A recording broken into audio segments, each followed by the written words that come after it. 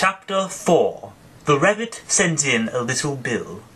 It was the White Rabbit, trotting slowly back again, and looking anxiously about it as it went, as if it had lost something. And she heard it muttering to itself, the Duchess, oh my dear paws, oh my fur and whiskers, she'll get me executed as sure as ferrets are ferrets. Where can I have dropped them, I wonder?"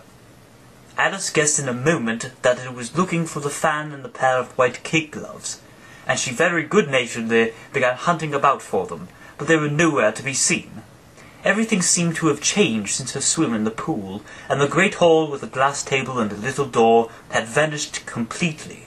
Very soon the White Rabbit noticed Alice as she went hunting about, and called out to her in an angry tone, "Why, Marianne, what are you doing out here? Run home this moment and fetch me a pair of gloves and a fan. Quick now!" And Alice was so much frightened that she ran off at once in the direction it pointed to, without trying to explain the mistake that it had made. "He took me for his housemaid, and how surprised he'll be when he finds out who I am. But I'd better take him his fan and gloves, that is, if I can find them." As she said this, she came upon a neat little house, on the door of which was a bright brass plate, with the name W. Rabbit engraved upon it. She went in without knocking, and hurried upstairs, in great fear lest she should meet the real Marianne, and be turned out of the house before she had found the fan and gloves. "How queer it seems," said Alice to herself, "to be going messages for a rabbit. I suppose Dinah will be sending me your messages next." And she began fancying the sort of thing that would happen. "Miss Alice, come here directly and get ready for your walk." "Coming in a minute, nurse, but I've got to watch this mouse hole till Dinah comes back and see that the mouse doesn't get out. Only I don't think that they'd let Dinah stop in the house if it began ordering people about like that." By this time she had found her way into the tidy little room, with a table in the window, and on it, as she had hoped, a fan and 2 or 3 pairs of tiny white kid gloves. She took up the fan and a pair of the gloves, and was just going to leave the room when her eye fell upon a little bottle that stood near the looking-glass. There was no label this time with the words, "Drink me," but nevertheless she uncorked it and put it to her lips. "I know something interesting is sure to happen whenever I eat or drink anything, so I'll see what this bottle does. I do hope it'll make me grow large again, for really I'm quite tired of being such a tiny little thing." It did so indeed, and much sooner than she had expected. Before she had drunk half the bottle, she found her head pressing against the ceiling, and had to stoop to save her neck from being broken. She hastily put down the bottle, saying to herself, "That's quite enough. I hope I shan't grow any more. As it is, I can't get out at the door. I do wish I hadn't drunk quite so much." Alas, it was too late to wish that. She went on growing, and very soon had to kneel down on the floor. In another minute there was not even room for this, and she tried the effect of lying down with one elbow against the door, and the other arm curled round her head. Still she went on growing, and, as a last resource, she put one arm out the window and 1 foot up the chimney, and said to herself, "Now I can do no more, whatever happens. What will become of me?" Luckily for Alice, the little magic bottle had now had its full effect, and she grew no larger. Still, it was very uncomfortable, and, as there seemed to be no sort of chance of her ever getting out of the room again, no wonder she felt unhappy.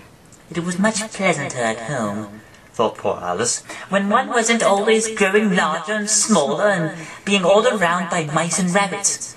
I almost wish I had never gone down that rabbit hole, and yet it's rather curious, you know, this sort of life. I do wonder what can have happened to me. When I used to read fairy tales, I fancied that kind of thing never happened, and now here I am in the middle of one. There ought to be a book written about me, that there ought. And when I grow up, I'll write one.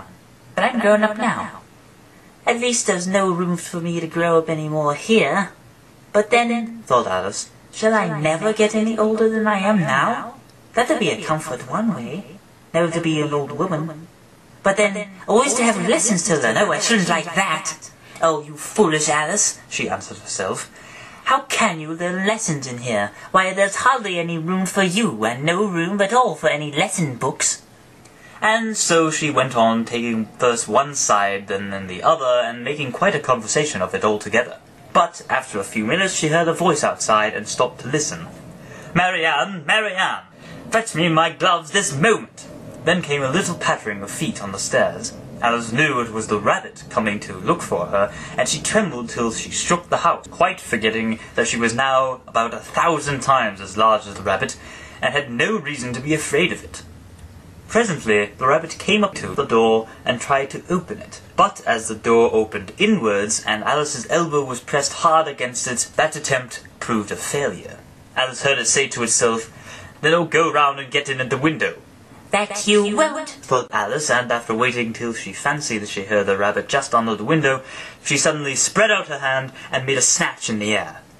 She did not get hold of anything, but she heard a little shriek and a fall, and a crash of broken glass, from which she concluded that it was just possible it had fallen into a cucumber frame, or something of the sort.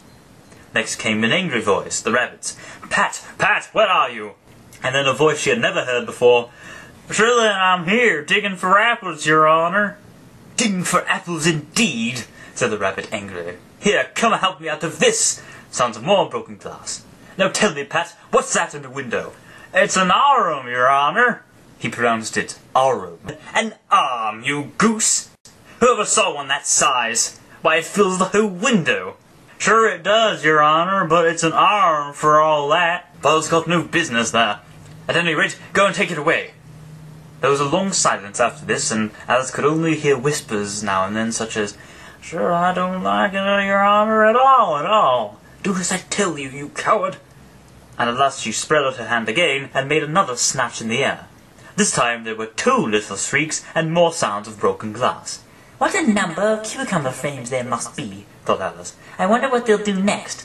As for pulling me out of the window, I only wish they could. I'm sure I don't want to stay in here any longer." She waited for some time without hearing anything more. At last came a rumbling of little cartwheels, and the sound of a good many voices all talking together. She made out the words, "Where's the other ladder?" "Why, I hadn't to bring but one. Bill's got the other. Bill, fetch it here, lad. Here, put 'em up this corner." "No, tie 'em together first. They don't reach half high enough yet."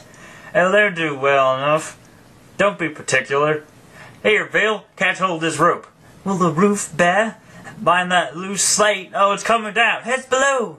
A loud crash. "Now, who did that?" "It was Bill, I fancy. Who's to go down the chimney?" "Nay, I shan't. You do it." "That I won't, then. Bill's got to go down. Here, Bill, the master says you've got to go down the chimney." "Oh, so Bill's got to come down the chimney, has he?" said Alice to herself. Why, they seem to put everything upon Bill. I wouldn't be in Bill's place for a good deal.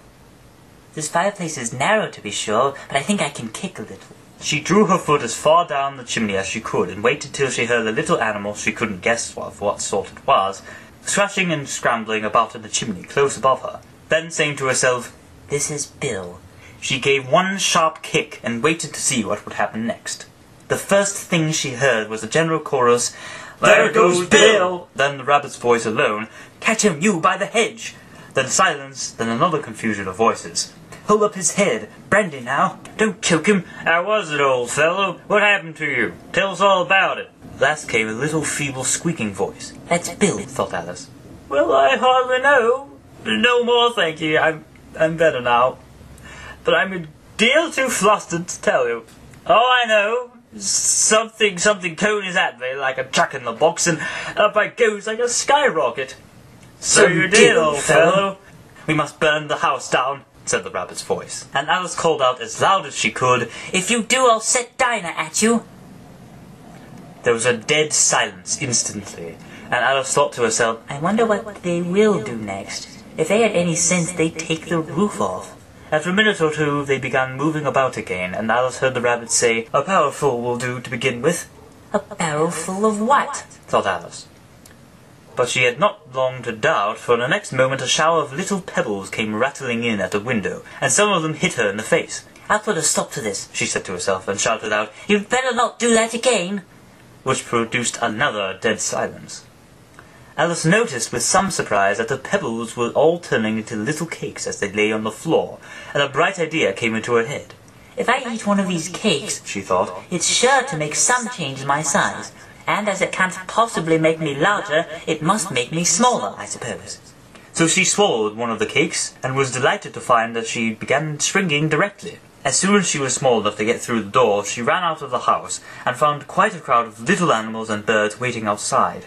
The poor little lizard, Bill, was in the middle, being held up by 2 guinea pigs who were giving it something out of a bottle. They all made a rush at Alice the moment she appeared, but she ran off as hard as she could, and soon found herself safe in a thick wood. "The first thing I've got to do," said Alice to herself as she wandered about in the wood, "is to grow to my right size again, and the second thing is to find my way into that lovely garden. I think that will be the best plan." It sounded an excellent plan, no doubt, and very neatly and simply arranged. The only difficulty was that she had not the smallest idea how to set about it, and while she was peering about anxiously among the trees, a little sharp bark just over her head made her look up in a great hurry. An enormous puppy was looking down at her with large round eyes and feebly stretching out one paw, trying to touch her. "Poor little thing," said Alice in a coaxing tone, and she tried hard to whistle to it. But she was terribly frightened all the time at the thought that it might be hungry, in which case it would be very likely to eat her up in spite of all her coaxing. Hardly knowing what she did, she picked up a little bit of stick and held it out to the puppy, whereupon the puppy jumped into the air off all its feet at once, with a little yelp of delight, and rushed at the stick and made believe to worry it. Then Alice dodged behind a great thistle to keep herself from being run over, and the moment she appeared on the other side, the puppy made another rush at the stick, and tumbled head over heels in its hurry to get hold of it. Then Alice, thinking it was very like having a game of play with a cart horse, and expecting every moment to be trampled under its feet, ran round the thistle again.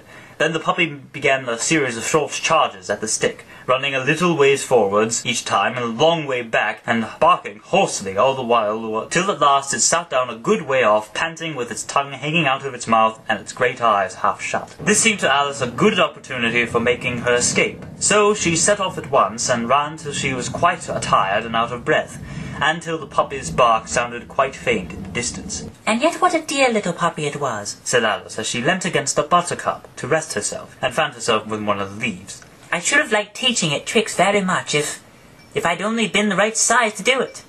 Oh dear, I'd nearly forgotten that I've got to grow up again. Let me see, how is it to be managed?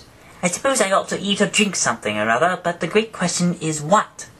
The great question certainly was what. Alice looked all round her at the flowers and blades of grass, but she could not see anything that looked like the right thing to eat or drink under the circumstances. There was a large mushroom growing near her, about the same height as herself, and when she had looked under it, and on both sides of it, and behind it, it occurred to her that she might as well look and see what was on top of it.